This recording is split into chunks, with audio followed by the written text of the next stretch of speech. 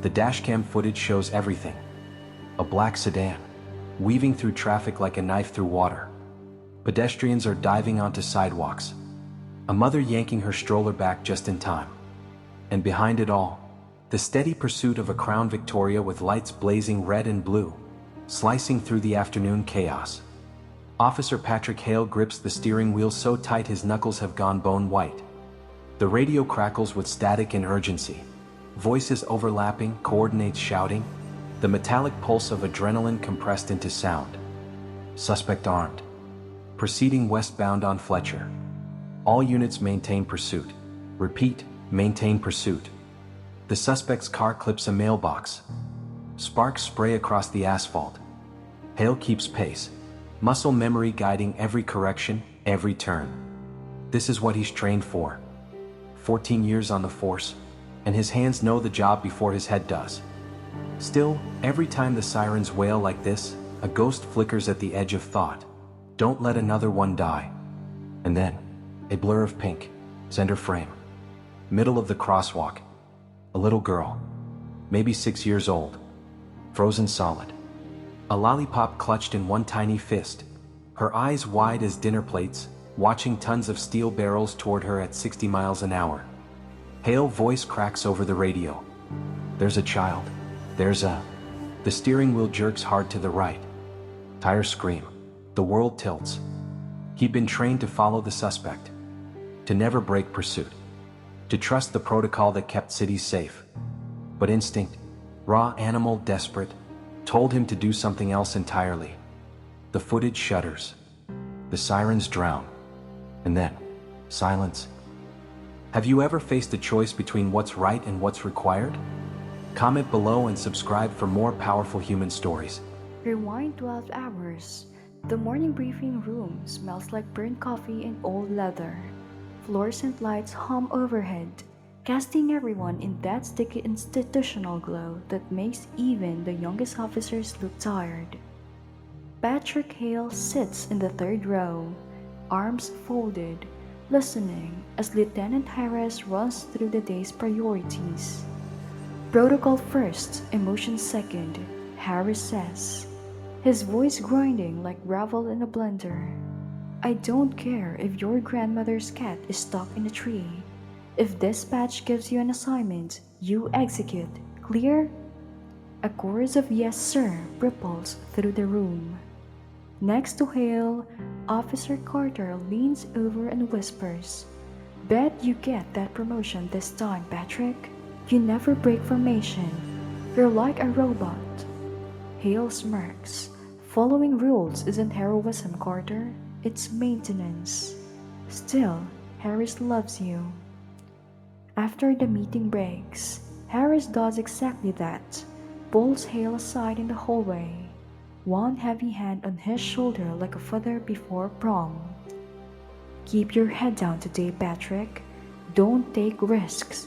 The captain's watching your file. One more clean month, and that sergeant's badge is yours. Hale nods. I don't plan to, sir. Harry studies him for a moment, then claps his back. Good man. Hale watches him walk away, thumb brushing the edge of his nameplate. It's metal-worn smooth after 14 years of polish. He adjusts it until it sits just right. The precinct doors swing open, and Hale steps into the city. 14 years of patrol routes. The streets are muscle memory now. He knows which traffic lights lag by 2 seconds, which alley do the homeless camp in when it rains, which bodega owner will call in suspicious activity before anything actually happens. He slides into his cruiser, the seat molded perfectly to his frame. The smell of old vinyl and coffee lingering in the air. For a moment, the world feels balanced, almost gentle. If every day stayed this predictable, he thinks, maybe he'd finally slip through the night. It's a Tuesday, clear skies, the kind of day where nothing ever goes wrong, until the radio crackles at 2:47 p.m. All units, we have a 211 in progress. Armed robbery at Fletcher and Ninth. Suspect fleeing in a black sedan. License plate Charlie Delta 7329. Considered armed and dangerous. Hale is 3 blocks away. He flips the light and the city splits open for him. The chase ignites like a match to gasoline. The suspect's black sedan tears through the intersection at Fletcher and 12th, running a red light and scattering traffic like pigeons. Hale sees it from 3 blocks back and doesn't hesitate. He punches the accelerator. The Crown Vic surges forward, 8 cylinders of steel and muscle roaring in his hands. Unit 7-2 in pursuit, he says into the mic, voice steady, clipped, professional. Westbound on Fletcher, approaching 11th. The radio explodes in static and overlapping chatter. Other units calling positions, dispatch barking directions. The rhythm of police were condensed into noise. And then, Harris's voice cuts through, sharp, commanding, absolute. All units maintain pursuit. Do not disengage. The suspect is wanted in connection with 3 prior armed robberies. Do not let him slip. Hale tightens his grip on the wheel. He knows that tone. It's the tone of someone watching, someone keeping score. The sedan swerves onto oncoming traffic. Horns blare. Crates of packages bursting across the intersection like confetti. Hale threads through the chaos, instinct guiding him. Every nerve turned to survival and precision. Anticipate, don't react. That's the rule. They burst onto a straightaway. Hale closes the distance. 20 feet, 15, 10. He can see the suspect now. Male, mid-30s, baseball cap low over his eyes. In the rear view, those eyes flick towards the pursuing cruiser, wild with calculation. Desperation makes people dangerous. Hale knows that better than anyone. The suspect yanks the wheel left, cutting through a gas station lot. Tires shriek. Hale follows. The sirens war cry bouncing off glass storefronts. They shoot out the other side onto Riverside Avenue, and everything changes. Sidewalk cafes. A farmer's market is setting up for the afternoon rush. Mothers with strollers, teenagers on bikes, vendors rolling out carts of fruits and flowers. Unit 7-2, be advised. Dispatch warns. Voice taut. Heavy pedestrian traffic in your area. Exercise extreme caution. Copy that, Hale replies. Eyes fixed on the sedan. The suspect doesn't slow down. If anything, he accelerates. 40, 50, 55. People scatter like birds before a storm. A fruit stand explodes in a shower of oranges. A businessman trips over his own briefcase trying to clear the curb. Hale feels the weight of the moment pressing inward. His heart rate spikes, but his hands stay steady. Years of training, 14 of them, have built this muscle memory. Stay on target, keep control. Then, the intersection ahead, Fletcher and Riverside, a 4-way crossing known for heavy foot traffic this time of the day. The light is red. For the suspect, it means nothing. The sedan barrels through, missing a minivan by inches. Hale grips the wheel tighter, ready to follow when the light changes. The crossing signal turns green, and she steps off the curb.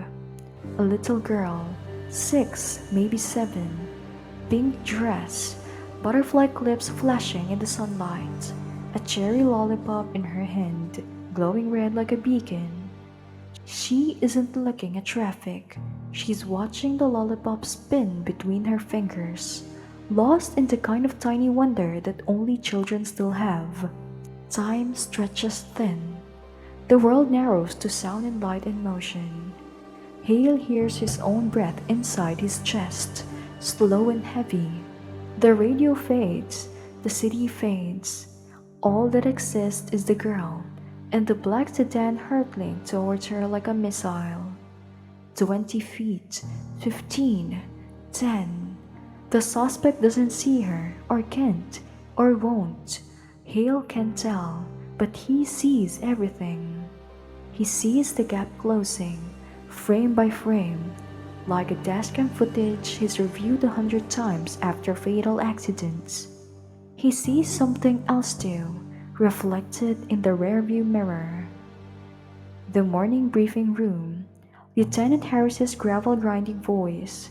Protocol first, emotion second. The captain's promise. The sergeant's badge. One clean month away. 14 years of perfect service, of doing things right, of never breaking formation. It all flashes behind him. 14 years of rules held in place by one word, control. Maintain pursuit. The radio's ordered again. The child takes another step. Hale's body moves before his mind does. He slams the brakes. The Crown Vic screams, rubber shredding against asphalt. 40 feet of tar marks scar the streets. The steering wheel spins beneath his palms and cranks hard right, crossing 2 lanes, threading between a parked delivery truck and a Civic by inches. The suspect sedan rips through the intersection, missing the little girl by less than 3 feet, and disappears down Riverside in a streak of black exhaust in panic. Hale doesn't watch it go. He's already out of the car, door flung wide, siren still wailing. Boots hit pavement. He runs. 4 long strides and he's there, arms wrapping around the girl before thought can form. She's tiny, all bones and warmth and the sugary smell of bubblegum shampoo. He pivots, turning his body to shield her from the street, from the screeching brakes, from the staring faces. The world holds its breath. Then the girl begins to cry. Not loud, not hysterical, just a trembling, bewildered sound. Like she's only now realizing what almost happened. "You're okay," Hale says, voice raw. "You're okay, I've got you." Around them, everything stands still. Traffic frozen, people filming. The city itself paused between disbelief and awe.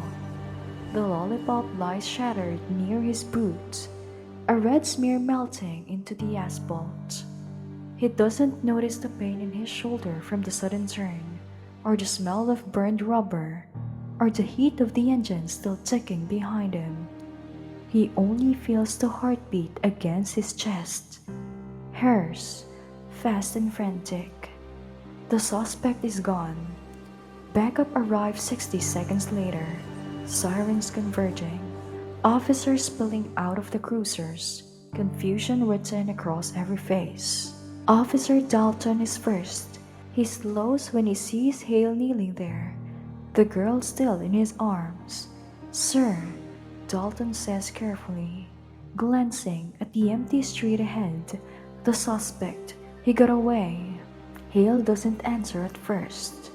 He's still holding the child, waiting for her to stop trembling.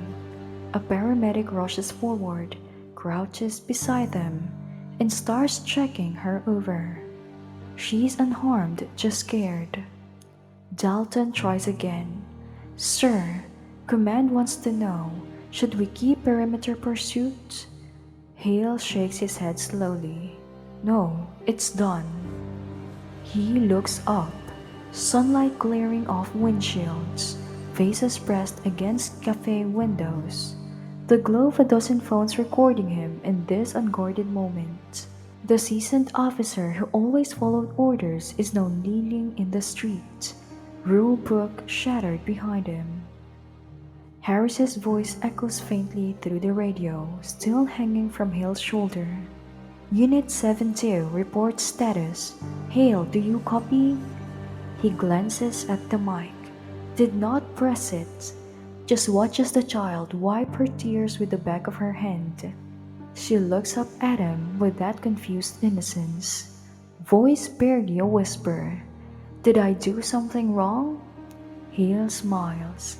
Tired, gentle, almost breaking. No, sweetheart, you did everything right. The girl's mother appears from the crowd, screaming her name, running. Hale hands her over, slow and careful, and stays crouched as the woman pulls her child close. Relief floods the air like oxygen after a fire. The paramedic stands, waiting for Hale to move. He doesn't. Not yet. In the distance, sirens fade. The ones chasing a ghost he no longer cares to catch. Finally, Hale pushes himself upright. His knees ache. His hands shake just a little. He stares down the stretch of riverside where the suspect vanished and exhales. Harris's voice crackles one more through the static, sharp and impatient. Protocol first, emotion second. Hale looks towards the mic, then towards the girl being carried to safety. Yeah, he says quietly, I know. The radio hisses. The wind carries the sound away. And for the first time in 14 years, Patrick Hale doesn't feel like a machine built for pursuit. He just feels human. At night, the precinct hums like a dying machine. Fluorescents buzz, paper whispers. Every sound feels like judgment. Patrick Hale sits in interview room 3, though everyone knows it's not for the interviews, it's for internal matters. The kind that stains a career. A cold coffee sits untouched in front of him. His knuckles are scraped raw, a faint burn tracing the heel of his palm where the steering wheel spun out of control. He stares at his hands like they belong to someone else. The door opens. Lieutenant Harris steps in, a manila folder tucked beneath his arm. He doesn't sit, just stands there, jaw tight, eyes like floodlights. The silence stretches electric. You abandoned pursuit, Harris says finally. Not a question, just a verdict. Yes, sir. You disobeyed a direct order. Yes, sir. Harris exhales through his nose and finally sits. The chair creaks. The folder lands on the table with a dull slap. Inside, paperwork, statements, the dashcam image frozen mid-chaos. Hale's cruiser was sideways across the intersection, and he was sprinting towards the little girl. Harris taps the photo once with his finger. You know what that suspect did after you let him go? No, sir. 4 blocks later, he ditches the sedan, carjacks a minivan, puts a mother and her 8-year-old on the pavement, took their car, got another 6 miles before wrapping it around a telephone pole. A pause. The mother and son are fine. The suspects in the ICU, skull fracture, both legs broken. We got him eventually. The words hang heavy. Hale nods. Once. What else is there to say? Harris leans back. His uniform looks sharper under the buzzing lights. Every medal polished, every crease perfect. You know what else happened while you were playing hero? The room goes still. That word, hero, hits like an insult. Sir. That little girl, Harris interrupts. That wasn't your call. We have protocols for a reason. You trust the system. You trust your team. You maintain pursuit. She would have died, Hale says, voice low, steady. You don't know that? He meets Harris's eyes. Yes, sir, I do. A long silence, the kind that hurts your ears. Something flickers across Harris's face. Crack in the stone. Something human. But it's gone just as fast. He straightens, professional mask sliding back into place. I have to write you up, he says. Yes, sir. Disobeying orders, abandoning your vehicle in a traffic lane, creating a hazard for civilians and fellow officers. Yes, sir. Harris slides the paper across the table. Official reprimand, career poison. Hale doesn't flinch. He reads it, signs his name. The pen scratches louder than it should. The sound feels final. When he steps into the bullpen, the air feels colder, quieter. Night shift officers cluster around desks, pretending not to notice him, pretending but failing. Conversations drop to whispers. Heard he froze, panicked during the chase, blew it. Officer Carter, his friend, his morning coffee partner, won't look up from his screen. Ellison turns his chair the other way. Even the desk sergeant avoids his eyes. Hale walks past them all, every step a mile long. Only one person stops him, Officer Dalton, the rookie who'd arrived first at the scene. His face is still young enough to show what he feels. He catches Hale by the arm near the exit. Sir, he says softly. For what it's worth, she would have died. Hale studies him for a moment, then nods. No words, just gratitude buried under exhaustion. He pushes through the doors and steps into the night. Outside, the city hums with distant traffic. Sirens echo far away, familiar, hollow. Once, those sounds meant purpose. Now, they sound like reminders, accusations. He walks to his car, the old sedan that followed him through every low point of his life. It looked small, unmarked, anonymous. No sirens, no badge, just metal and silence.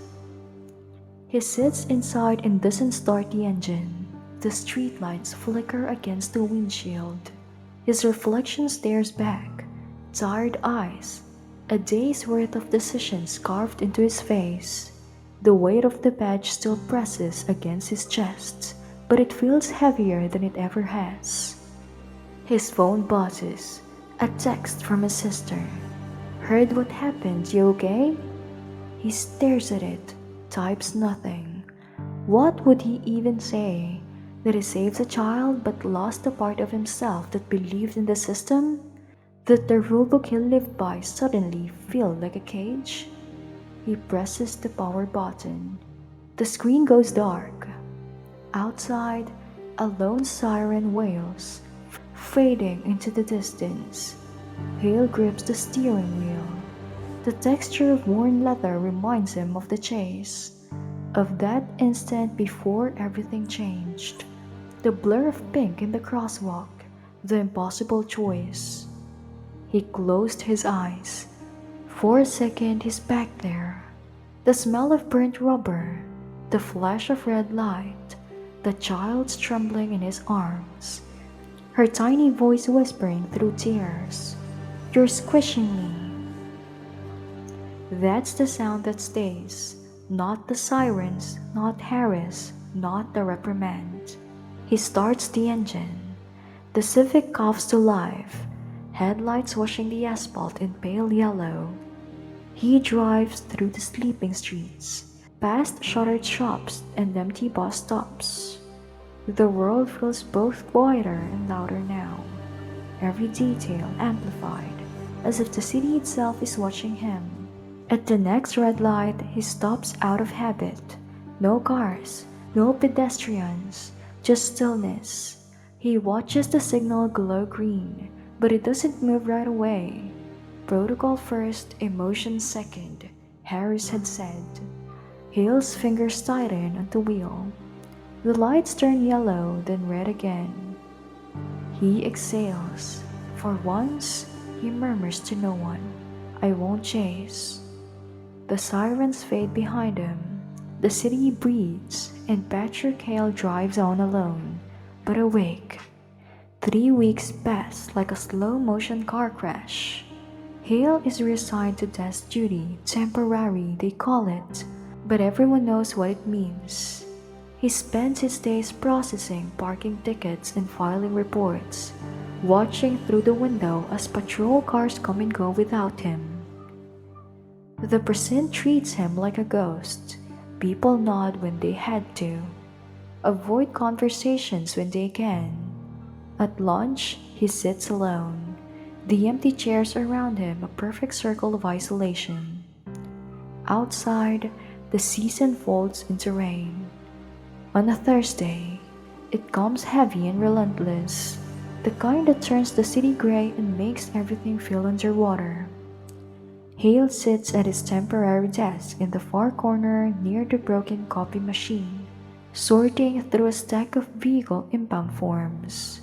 Somewhere down the hall, a printer hums. Rain drums on the windows like static. There's a knock on the doorframe. He looks up. A woman stands there, maybe 35, holding an umbrella in one hand and a small bouquet of flowers in the other. She's wearing jeans and a sweater, and her eyes carries the kind of tired that comes from not sleeping right for weeks. Beside her, half hidden behind her leg, is a little girl in a pink raincoat. The little girl from the crosswalk. Hale stands so fast his chair rolled backwards and hits the wall. "I'm sorry to bother you," the woman says, her voice barely above a whisper. "They said you were..." "I asked at the front desk. I had to find you." "Ma'am, you don't need to." "Yes, I do." She steps into the room, the little girl following like a shadow. "I never got to thank you. That day, they rushed us to the hospital. By the time I understood what happened, you were... They said you'd left." Hale doesn't know what to do with his hands. He shoves them into his pocket, the gesture stiff, awkward. "She called you the man with the loud car," the woman says. She's been sleeping in her own bed again, not waking up screaming, drawing pictures instead of hiding under furniture. Hale feels something twist in his chest, so small he almost mistakes it for breath. The woman holds out the flowers, cheap carnations and baby's breath. The kind you buy at a grocery store on the way somewhere important. "I know this isn't enough. I know nothing is enough. You gave me my daughter back." The little girl peeks out from behind her mother's leg. She's holding something, a piece of paper, folded and wrinkled from being carried around. Slowly, shyly, she extended it towards him. He takes it and folds it. It's a drawing, crayon on a construction paper. 2 stick figures, one tall, one small, holding hands. The tall one wears blue and has a star on his chest. Above them, in uneven letters, something in Hale's chest cracks open. "What's your name?" he asked, kneeling down so they're eye to eye. She hides her face for a moment, then whispers, "Via." "That's a beautiful name, Via." He looks back at the drawing, really looks. "Did you make this for me?" She nods. "Can I keep it?" Another nod, this one bigger, braver. Her mother places a hand on his shoulder. "They told me what it cost you. The reprimand, the demotion. I'm so sorry. If there's anything I can do." "No," Hale says, standing. His voice comes out rough, like it hasn't been used in weeks. "There's nothing to be sorry for. I do it again every time." For a heartbeat, the room is silent except for the rain. Then the woman nods, eyes bright but steady. "I believe you." They leave a few minutes later. stepping back into the storm. From his window, Hale watches them go. The mother's hand holding Via's, both dry beneath their umbrella, both alive. He sits back down at his desk. The room feels different now, warmer, though the radiator still clicks and groans. He stares at the drawing in his hands, the misspelled gratitude, the wonky stars, the small miracle caught in crayon. 10 minutes later, Officer Dalton appears in the doorway. He doesn't knock. He just walks in and drops the folded paper on his desk. "Thought you should see this," Dalton says. The headline reads, "Suspect in multi-county crime spree captured following anonymous tip." Hale scans the article. The suspect, the same man from the chase, was caught at a hospital 2 counties over, trying to get treatment for his injuries under a fake name. An off-duty officer recognized him from the description. No shots fired, no injuries, a clean capture. Below the main story, almost an afterthought, is a smaller section. Minor miracle on Fletcher Street. Child safe after high-speed chase endangers pedestrians.